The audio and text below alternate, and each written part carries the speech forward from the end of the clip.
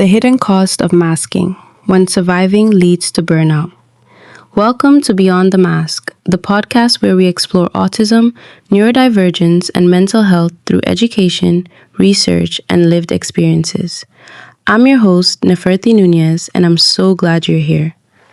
Today we're talking about something many neurodivergent people experience, but often don't realize they're doing: masking. If you're autistic, ADHD, or otherwise neurodivergent, there's a good chance you've spent years adapting to a system that wasn't designed with neurodivergent minds in mind. So, what is masking?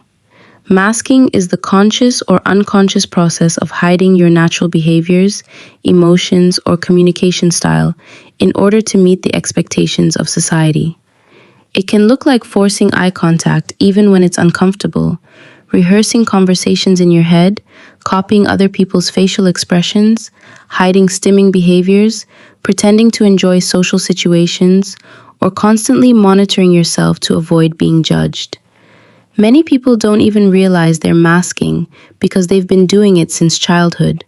At first, masking may seem helpful. It may help someone navigate school, work, or everyday social situations. But underneath the surface, the brain is working much harder than most people realize. Imagine performing a role every single day without ever being able to fully relax. Eventually, that constant effort becomes exhausting, and that's where autistic burnout can begin. Autistic burnout is not simply feeling tired after a busy week. It's a state of profound physical, mental, and emotional exhaustion caused by prolonged stress and the ongoing effort of adapting to environments and expectations that don't match your neurological needs. Someone experiencing autistic burnout may notice that everyday tasks suddenly feel overwhelming. They may lose skills that were previously manageable, become much more sensitive to noise, lights, or touch, need far more time alone to recover, or struggle to communicate in ways that usually weren't difficult. Many people describe feeling like their brain has simply run out of energy. Unfortunately, burnout is often misunderstood. Some people are told they're lazy, depressed, or simply not trying hard enough. While depression and autistic burnout can happen at the same time, they are not the same thing. Burnout is often the result of years of adapting to a system that demands constant self-monitoring and discourages authenticity. The good news is that recovery is possible. For many neurodivergent people, healing starts with recognizing where masking is happening and giving themselves permission to stop performing all the time.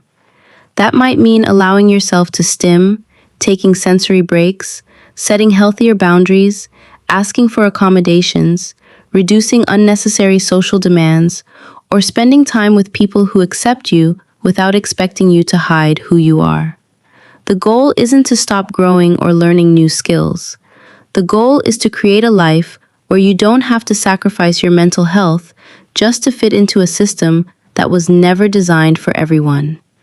If you've been masking for years, remember this: you were never the problem. Constantly having to hide your authentic self to survive in a system that wasn't built for your brain is exhausting. Thank you for listening to Beyond the Mask. If you enjoyed this episode, I'd love for you to follow the podcast and share it with someone who might benefit from it. Remember, this podcast is for educational purposes only and should never replace professional evaluation or individualized support. Until next time, take care of yourself and never be afraid to live beyond the mask.